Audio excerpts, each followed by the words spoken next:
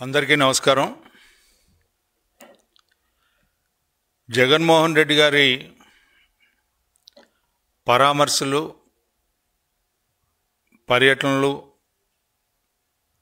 ఎందుకు చేస్తున్నారో ఎవరికి అర్థం కానటువంటి పరామర్శలుగా మిగిలిపోతూ ఉన్నాయి. మనిషి అనేవాడికి ఎంతో కొంత జ్ఞానంతో జీవనం కొనసాగిస్తూ ఉంటాం. అందుట్లో ప్రజలతో ఉండేవాళ్ళం, రాజకీయాలతో ఉండేవాళ్ళం, ప్రజల పక్షాన ఉన్నాము అని అనుకునే నాయకులకి మాత్రం కొన్ని అంశాల్లో, మరి ముఖ్యంగా జగన్మోహన్ రెడ్డి గారు లాంటి వారు కొన్ని సూత్రాలు పాటించాల్సిన అవసరం ఉందని చెప్పి నేను అనుకుంటా ఉన్నా. ప్రాథమిక అంశాలకు కూడా పరిమితం కాకుండా, మానవత్వం అనేదానికి అర్థం లేకుండా జీవిస్తున్నటువంటి వ్యక్తి జగన్మోహన్ రెడ్డి గారు ఏమో అని చెప్పి అనిపిస్తూ ఉంది. ఎందుకు ఈ అంశాన్ని నేను ప్రత్యేకంగా ప్రస్తావిస్తున్నానంటే, మీ యొక్క పరామర్శలు తెనాలి మీరు రావటం జరిగింది, ఆ తర్వాత పొదిలి వెళ్ళటం జరిగింది, ఆ తర్వాత మొన్న మీరు నర్సరావుపేట మీదుగా కొన్ని ప్రాంతాలను పర్యటించారు. ఎందుకు ఈ పర్యటనలు, ఈ పరామర్శలు, ఈ ఓదార్పులు జరిగినాయి అని చెప్పి మీరు ప్రశ్నించుకోవాల్సిన అవసరం ఉంది. మీరు తెనాలి వచ్చిన సందర్భాన్ని ఒకసారి మీరు విశ్లేషించుకున్నారు, నాకైతే తెలియదు. కానీ నేను అనుకునే మాట కాదు, ప్రజలు అనుకునే మాట ఏంటంటే, కిరాయి రౌడీల్ని పరామర్శించడానికి వచ్చినటువంటి ఒక రాజకీయ నాయకుడు, అది ముఖ్యమంత్రిగా పనిచేసినటువంటి వ్యక్తి, ఈ రాష్ట్రాన్ని ఏ రకంగా పరిపాలన చేశాడనే దానికి ఇది ఒక నిదర్శనం అని చెప్పి అనుకుంటా ఉన్నారు. మీరు చేసిన విధ్వంసం, మీరు చేసిన అరాచకం, మీరు చేసినటువంటి అవినీతి చాలా స్పష్టంగా ప్రతిపక్షంలో ఉన్నప్పుడు కూడా మీరు నడిచే విధానాన్ని గమనిస్తే, మీరు ఏ రకమైనటువంటి పర్యటనల్ని మీరు ఎన్నుకున్నారనే దానికి ఇది ఒక నిదర్శనం.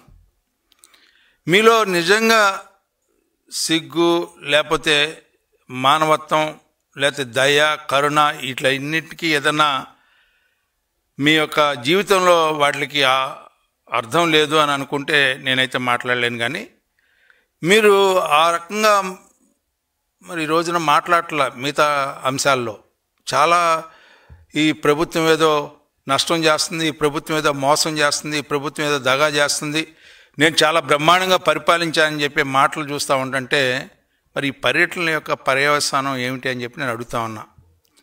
మీరు మొన్న మీరు పొదిల్లో పర్యటించినప్పుడు అక్కడ జరిగినటువంటి సంఘటనల దృష్ట్యా మీకు ఏ రకమైనటువంటి భద్రత కల్పించాలి, మీరు ఏ రకంగా మీరు పరామర్శలకు వెళ్తే ఏ రకంగా వెళ్ళాలి అనేది పోలీసులు మీకు కొన్ని సూచనలు చేయడం జరిగింది. మీరు పూర్తిగా దానికి విరుద్ధంగా కొన్ని వందల మందితో దౌర్జన్యంగా పోలీసులు నియమ నిబంధనలకి నీళ్లు వదిలేసి మీరు పర్యటించారు. అంటే దాని అర్థం ఏంటి? మీకు చట్టం మీద, న్యాయం మీద మీకు నమ్మకం లే. మీరు మీ ఇష్టం వచ్చినట్టు రీతిలో మీరు వెళ్ళటానికి మీరు నిర్ణయించుకున్నారు. వెళ్ళినప్పుడు ఏం జరిగింది? అక్కడ ఒక మనిషి చనిపోయాడు మీ కారు కింద పడి. చనిపోయినప్పుడు ఏదైనా ఆగారా, పరామర్శించారా? మీరు దేనికి వెళ్తా ఉన్నారు? ఒక కార్యకర్త మీ యొక్క పార్టీ ఓడిపోయిన సందర్భంలో బెట్టింగ్లు కాసి ఆత్మహత్య చేసి చనిపోతే ఆయన ఒక విగ్రహం కట్టి ఆ విగ్రహ ఆవిష్కరణకి మీరు వెళ్ళారు. చాలా సంతోషం. బెట్టింగ్లకి ప్రాధాన్యత ఇచ్చారు, ఎన్నికల్లో అక్రమాలకి ప్రాధాన్యత ఇచ్చారు, మీరు ఏం చేయాలనుకుంటే ఆ రకంగా చేశారు. అయినా గెలవలేకపోయారు కాబట్టి, ప్రజల ఆగ్రహానికి గురయ్యారు కాబట్టి, ఆ రకంగా 164 సీట్లు మీరు పోగొట్టుకున్నారు. కాబట్టి మీ అందరికీ మీకు మరి ఆ యొక్క వ్యక్తికి కార్యకర్తగా మీరు భావించి వెళ్ళారు. కానీ వెళ్ళేటప్పుడు ఏం జరిగింది? ఇంకొక కార్యకర్త చనిపోయాడు. అంటే ఈ యొక్క కార్యకర్త కానట్టు ఆ కార్యకర్త విగ్రహానికే ప్రాధాన్యత ఇచ్చినట్టుగా మీరు వెళ్ళిన విధానంలో మానవత్వానికి నీళ్ళు వదిలేశారు. మీ కళ్ళెదురుట మీ బండి కింద, మీ యొక్క వాహనం కింద పడి చనిపోతే, ఆ చనిపోయిన వ్యక్తిని నిర్దాక్షిణ్యంగా ముళ్ళ పొదలకు లాగారు. ఏమిటండి దీని అర్థం? అతను కార్యకర్త కాదా? కనీసం ఆగారా? మీరు ప్రజానాయకుడిగా మీరు భావిస్తూ ఉంటే కనీసం ఆగి పరామర్శ చేయాల్సిన అవసరం ఉందా లేదా అని చెప్పి జగన్మోహన్ రెడ్డి గారు నేను అడుగుతా ఉన్నా. ఎవరికైనా సరే ఈ రోజున కాస్త కాకపోతే కాస్త జ్ఞానం ఉన్నవాడు కూడా ఎక్కడైనా సరే ఎక్కడ వెహికల్కి యాక్సిడెంట్ జరిగితే ఆ యాక్సిడెంట్ జరిపిన వాడు కూడా భద్రత ఉన్నా లేకపోయినా సరే కనీస ధర్మం ప్రకారం నా వల్ల యాక్సిడెంట్ జరిగింది కాబట్టి నేను ఆగి పరామర్శించాలి, అవసరమైతే ఏదైనా సహాయం చేసి వైద్య సహాయాన్ని అందించి బతకడానికి ఏమైనా ఆస్కారం ఉంటే బతికించాలని చెప్పి అనుకునే ఈ సమాజంలో మీరు ఈ సమాజంలో నేను నాయకుడిని అని చెప్పి చెప్పుకునేటటువంటి దుర్మార్గమైనటువంటి విధానంతో మీరు నడుస్తూ ఉన్నారని చెప్పడానికి ఇది ఒక నిదర్శనం అని చెప్పి నేను అనుకుంటా ఉన్నా. కనీసం ఎక్కడ కూడా మీరు ఆగల, పోనీ అతన్ని బతికించడానికి మీ యొక్క అనుయులు కానీ మీ యొక్క నాయకత్వం కానీ ఎక్కడ సహకరించలా, పైగా సహకరించబోగా దుర్మార్గంగా ముళ్ళ పొదల్లోకి లాగేసి వికృతంగా నవ్వుకుంటా వెళ్ళిన విధానాన్ని ఒకసారి గమనిస్తే మీ యొక్క ప్రవృత్తి, నీచ ప్రవృత్తి, ప్రజల పట్ల ఏ రకమైనటువంటి ఏహ్య భావంతో మీరు ఉన్నారు అనడానికి ఇది ఒక పెద్ద నిదర్శనం అని చెప్పి మీకు మనం చేస్తా ఉన్నా.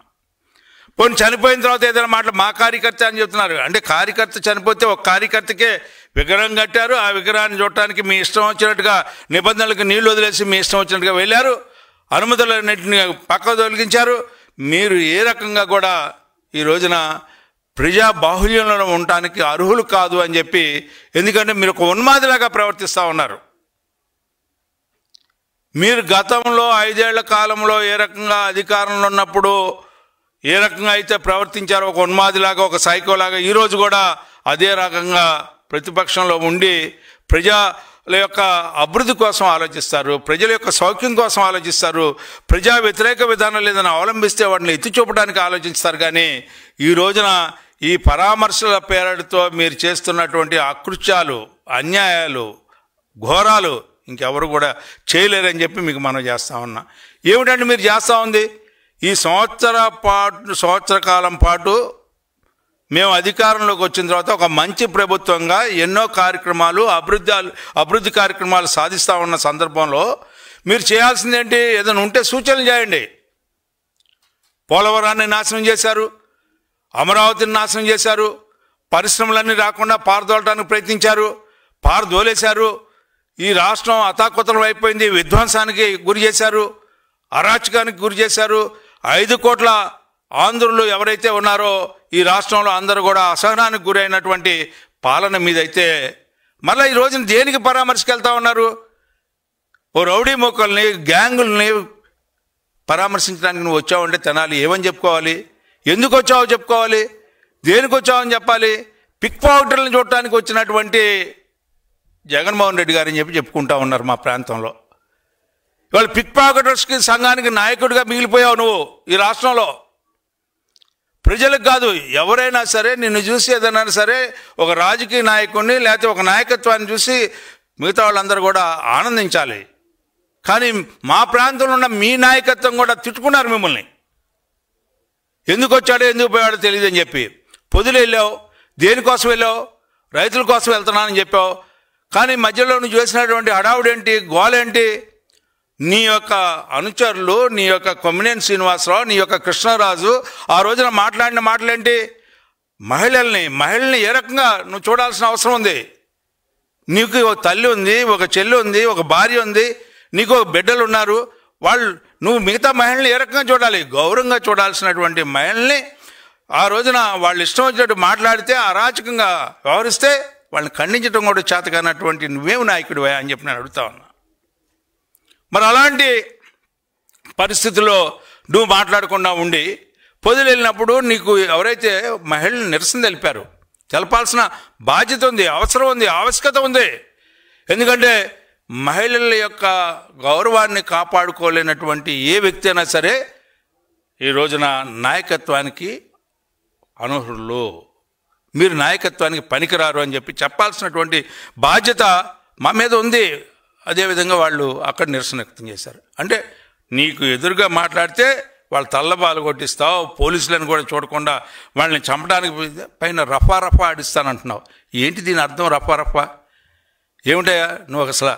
అంటే నీకు నాయకత్వం అంటే ఏ రకమైన నాయకత్వం అయితే ఉందంటే, బాబాయిని చంపిన నాయకత్వం, తల్లిని పైకి పంచిన నాయకత్వం, చెల్లి మీద నువ్వు అగాత్యం చేసే నాయకత్వం, ఈ రకమైనటువంటి నాయకత్వం కాబట్టే, ఫ్రాక్షనిస్టు కాబట్టే నువ్వు ఇంకా గూండాగిరిగా, లేకపోతే ఒక దోపిడీదారిగా, లేకపోతే ఒక కిరాయి మూకలకి గ్యాంగ్ లీడర్గా ఉన్నావు తప్పితే ఎక్కడ కూడా ప్రజానాయకుడిగా ఒక ఎందుకంటే గతంలో ఒక ముఖ్యమంత్రి ఇలాంటి వ్యక్తి చేశాడని చెప్పి చెప్పుకోవడానికి సిగ్గుపడేలాగా నువ్వు వ్యవహరిస్తున్నావు అనేది మాత్రం చాలా స్పష్టంగా తెలియజేస్తా ఉన్నారు.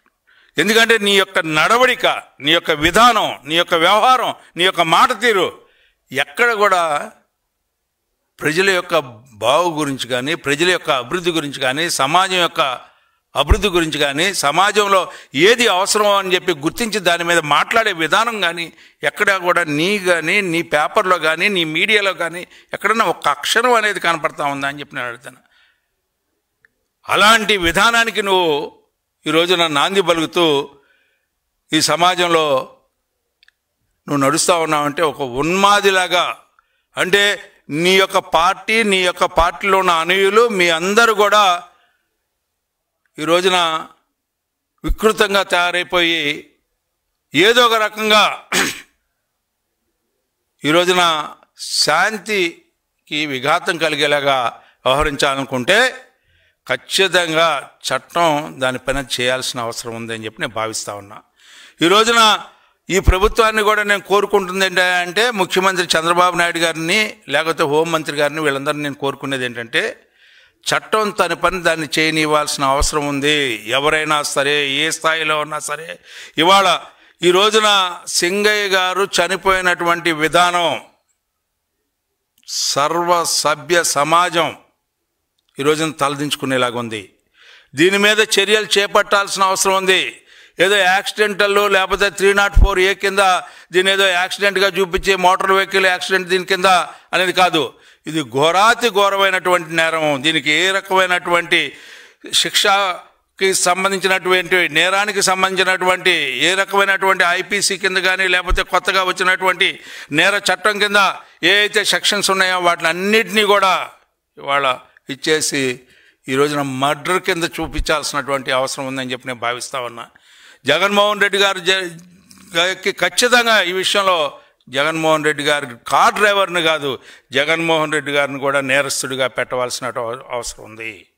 ఎందుకంటే ఈ కేసులో అనుమతులకి విరుద్ధంగా ఖచ్చితంగా స్పష్టంగా చెప్పడం జరిగింది. కొంతమంది మాత్రమే వెళ్ళమని చెప్తే గేట్లన్నీ తోసుకొని వెళ్ళటం, ఈ రోజున ఈ యొక్క చర్యలకి పాల్పడటం, అంతేకాకుండా చట్ట విరుద్ధమైనటువంటి చర్యలకి పాల్పడే ఏ వ్యక్తినైనా సరే ఖచ్చితంగా నేరస్తుడిగా పరిగణించాల్సినటువంటి అవసరం ఉంది అని చెప్పి ఈ సందర్భంగా మనవి చేస్తూ, ఇలాంటి అరాచకాలు మున్ముందు కొనసాగకుండా అరికట్టాల్సిన అవసరము, బాధ్యత వీరి మీద వెంటనే చర్యలు చేపట్టాల్సినటువంటి అవసరం ఈ ప్రభుత్వానికి ఉంది అని చెప్పి తెలియజేస్తూ, ఈ రోజున ఇంతమంది ప్రాణాలని సైతం బలికొనటానికి వెనకాడినటువంటి ఈ జగన్మోహన్ రెడ్డి ఒక ఉన్మాదిగా తయారైనటువంటి పరిస్థితిలో ఇతన్ని ప్రజా బాహుల్యంలోకి ఎక్కడ కూడా అడుగు పెట్టకుండా చూడాల్సినటువంటి బాధ్యత, ఇతనికి వైద్య పరీక్షల నిమిత్తం వీరిని పంపించాల్సినటువంటి బాధ్యత కూడా ప్రభుత్వం చేపడితే బాగుంటుందని చెప్పి ఈ సందర్భంగా సూచన చేస్తూ,